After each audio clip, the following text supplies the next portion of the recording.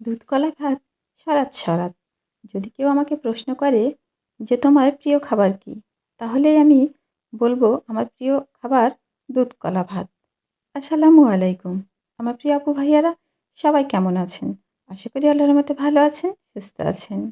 গতকালকে সন্ধ্যার পরে দুধ, আম, কলা দিয়ে মিল্কশেক বলেন আর লাচ্ছি বলেন, যেটাই বলেন, ওদেরকে বানিয়ে দিয়েছিলাম। ওরা বাবা ছেলে খুব তৃপ্তি করে খেয়েছে। আর কিছু দুধ আমি রেখে দিয়েছিলাম নরমালি। সকালবেলা ঘুম থেকে উঠেই একদমই খাবার খেতে ইচ্ছে করে না। আর সকালে না খাওয়ার এই বদ্ধ অভ্যাসটা আমার আছে। তো তারপরেও এখন ইদানিং তা একটু খাওয়া হয়। তো যাই হোক, সকালবেলা ঘুম থেকে উঠে কিছু খাইনি। যখন পেটে টান পড়েছে, বেলা হয়েছে, খুব খিদা লাগছে। তখন হঠাৎই মনে পড়লো আমি তো ফ্রিজে মানে নরমাল ফ্রিজে তো আমি দুধ রেখেছিলাম। আর তাকে দেখি রেকে একটা কলাও আছে। মনটা একদম খুশি হয়ে গেল। চলে আসলাম একদম দুধ কলা ভাত সারাত সারাত করে খেয়ে নিলাম। তো খাওয়া-দাওয়া শেষ করলাম। আরও অন্যান্য টুকটাক কাজ শেষ করলাম। করে চলে আসলাম রান্নাঘরে। তো নরমাল ফ্রিজ খুলে একটু খুঁজে-টুজে দেখি যে ৫-৬ টা মানে পটল পড়ে আছে। তাছাড়া আর কোনো সবজিই নেই। তো পটলগুলো বের করে দেখি পটলের ভেতরে একটা পটল আবার পেকে গেছে। মানে আরও একটা পটল কমে গেল। তো কি করব ভাবছিলাম। তো মাথায় একটা আইডিয়া আসলো।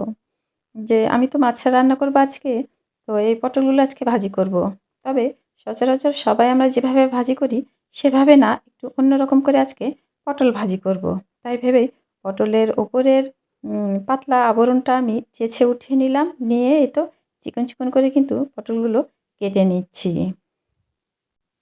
আর ডিপ ফ্রিজটা খুলে দেখি যে মাংসের পরিমাণ একদমই কম আছে। মাছই বেশি আছে ডিপ ফ্রিজে। তো যেহেতু আমি মাছ রান্না করব, পাঙ্গাসের মাছ বের করে নিয়েছি। আর একটু হাতড়ে-হুতড়ে দেখলাম ডিপ ফ্রিজটায় যে ২ পিস সিলভারের মাছ আছে। তো ভাবলাম যে আজকে যেহেতু সবজি-টবজি একেবারেই কম, শুধু মাছ আর পটল ভাজি, তো এই ২ পিস মাছগুলো, সিলভারের মাছগুলো বের করে নিই। দেখা যাক এই ২ পিস মাছ দিয়ে কিছু অন্যরকম কোনো রেসিপি করা যায় কিনা। তাই বলে মাছ বের করে নিয়েছি। নিয়ে কিন্তু মাছ ২ পিস আমি সেদ্ধ করতে দিয়েও দিয়েছি। শুধু পানি দিয়েছি, দিয়ে মাছ ২ পিস দিয়েছি, দিয়ে এই তো সুন্দর করে ফুটিয়ে একদম সেদ্ধ করে উঠিয়ে নিলাম। আর শুরুতেই বললাম যে আজকে পটলের কিন্তু আমি অন্যরকম একটা ভাজি করব। তো তার জন্য চলে আসলাম। এখানে সবকিছুই ভাজা মশলাগুলো নিয়ে নিচ্ছি। যেমন ভাজা জিরার গুঁড়া, ভাজা পাঁচ মশলার গুঁড়া, ধনিয়া গুঁড়া, এগুলো সব আগে নিয়ে নিলাম। নিয়ে এখানে তখন বাকি যে মশলাগুলো থাকে, লবণ, একটু হলুদ, একটু মরিচ, এই মশলার গুঁড়াগুলোও কিন্তু নিয়ে নিলাম। নিয়ে এখন এখানে অল্প একটু পানি দিব। পানি দিয়ে কিন্তু এই মশলাগুলো সুন্দর করে মিক্সড করে নিব। খুব বেশি কিন্তু পাতলা করা যাবে না এই মশলাগুলো। তো যাই হোক, আমার প্রিয় আপু ভাইয়ারা যারা ভিডিওটা দেখা শুরু করেছেন তাদেরকে অসংখ্য ধন্যবাদ।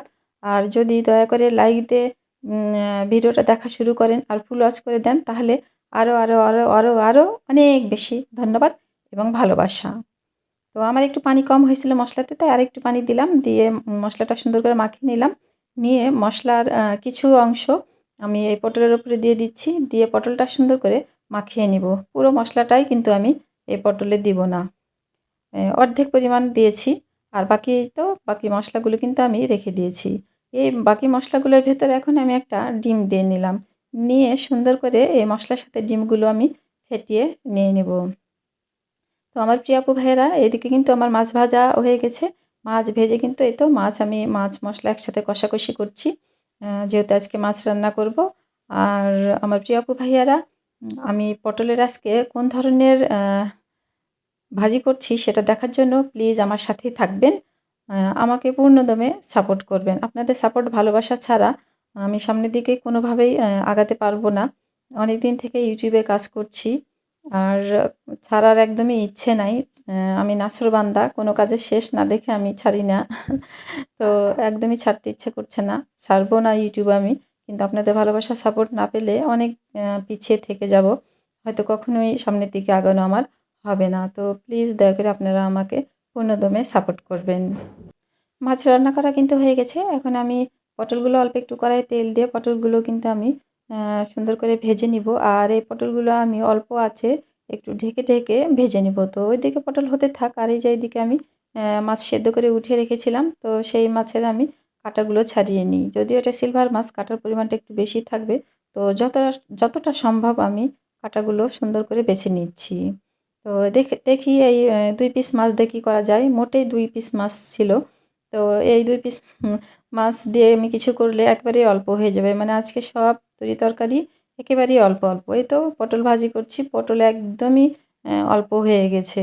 আর পটলের ভিতরে যেহেতু বেশি পানি থাকে, তো পটল রান্না করলে কিন্তু নরম হয়ে পানি বের হয়ে একদমই অল্প হয়ে যায়। তো পটলটা আমার কিন্তু ভাজা হয়ে গেছে। পটলটা উঠিয়ে নিচ্ছি।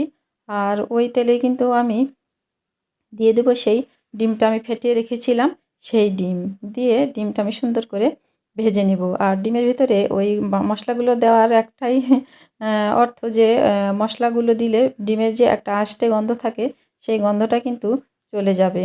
কারণ আমি ডিম আর পটল একসঙ্গে সুন্দর করে ভাজি করব। তো আমার প্রিয় আপু ভাইয়ারা, এভাবে আপনারা একবার ডিম আর পটল একসাথে ভাজি করে খেয়ে দেখবেন। খেতে কিন্তু বেশ ভালো লাগে। বসে থেকে কি করব, মানে ইউটিউবে কাজ করতে এসে উম এক একেবারেই চুপচাপ বসে থাকার মতো যদিও সময় সুযোগ নেই, ঠিক আছে, কিন্তু মাথার মধ্যে সব উদ্ভট, উদ্ভট বুদ্ধি ঘুরপাক খায়। তো সেই উদ্ভট বুদ্ধি থেকেই, আর যেহেতু আজকে আমার সবজির পরিমাণ খুবই কম, সেই ভাবনা থেকে কিন্তু আজকের এই রেসিপিগুলো আমি করেছি। তো আজকের এই রান্নাবান্নাগুলো রান্না শেষে যখন খেয়েছি, তখন আলহামদুলিল্লাহ খেতে কিন্তু ভীষণ মজা ছিল। তো যাই হোক, ডিমটা ভেজেও কিন্তু উঠিয়ে নিয়েছি। নিয়ে দিয়ে দিয়েছিলাম পেঁয়াজ। পেঁয়াজগুলো একটু হালকা করে ভেজে নিলাম। নিয়ে সেখানে দিয়ে দিলাম সেই ভেজে রাখা পটল আর ডিম। দিয়ে এখন একসঙ্গে সুন্দর করে ভেজে নিব। তো আমি এই ভাজিটা একটু নরম, নরম করেই রাখবো। কারণ যেহেতু আজকে শুধু মাছেরই ঝোল আছে, অন্য কোনো ঝোল ঝাল কোনো কিছু সবজি নেই।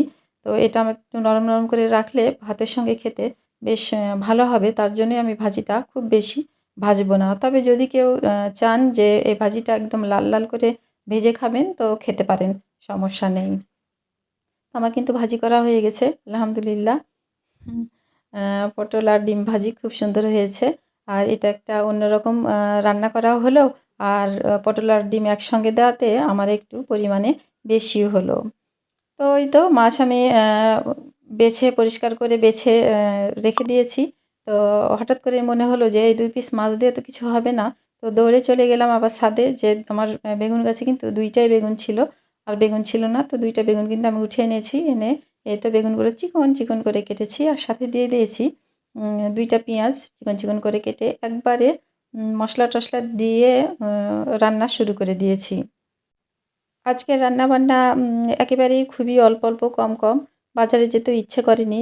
বাজারে গেলাম না। যা ছিল তাই দিয়েই যেহেতু রান্নাবান্না করছি, তো দুপুরে খেয়েই যদি রান্নাবান্না যা করছি সব শেষ হয়ে যায়, তাহলে তো রাত্রে আমাকে আবার রান্নাঘরে ঢুকতে হবে। তো রাত্রে রান্না করা আবার আমার কাছে এটা খুবই বিরক্ত। আর তারপরে আমার প্রিয় আপু ভাইয়াদের ভিডিওগুলো আমাকে দেখতে হয়। অনেক সময় চলে যায় এই ভিডিওর পিছনে। রান্নাবান্না করার ভিডিও দেখা অনেক কষ্ট হয়। যদিও যখন আমি রান্না করি দুপুরের জন্য, তখন এই কাজটা আমি করি। কিন্তু রাত্রের বেলা আমাকে আর রান্নাবান্না করতে ইচ্ছা করবে না। তার জন্যই আমি অল্প যা আছে সেগুলোকেই একটু বেশি করার চেষ্টা করছি। তো এখানে কিন্তু আমার বেগুনগুলো সুন্দর করে আমি সেদ্ধ করে একবারে ভেজে উঠিয়ে নিয়েছি। নিয়ে কড়াইয়ে আবার তেল দিয়ে দিলাম।